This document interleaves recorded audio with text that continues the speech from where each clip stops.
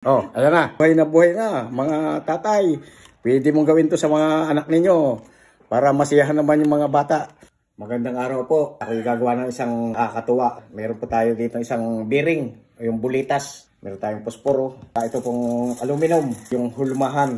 Yung pong aluminum, naggupit na po ako. Ito po ang laki oh. Atin pong bibilogin siya. Ayan oh. Tapos ilalabas po natin ng kaunti. Saka natin isasara. Yan po, sarado na to. Natanggalin po natin siya. Ayan. Ilalagay po natin itong bulitas dito. Ayan, nasa loob na po siya. Selyado na siya. Sarado na. Bibilugin pa po natin ang gusto yung pagkakasara. O, bilugin po natin. Ipasok sa posporo yung magic. Para naman kayo basihan. Ako yung tuwan-tuwa sa aking magic. Oh, ayan na. Para sa mga pumipitik. Oh, mga walang pitik diyan. Oh, ayan oh. Pumipitik na oh.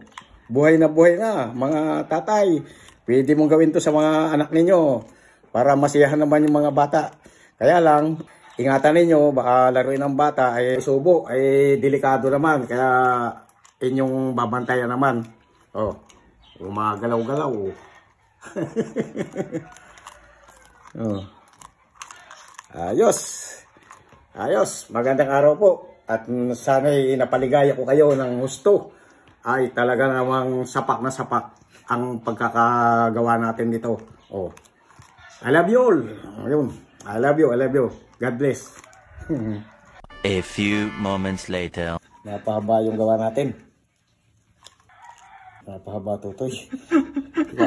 Pabuksan ko. Napahaba. Edit mo naman yan eh. Oh. Oh, ah?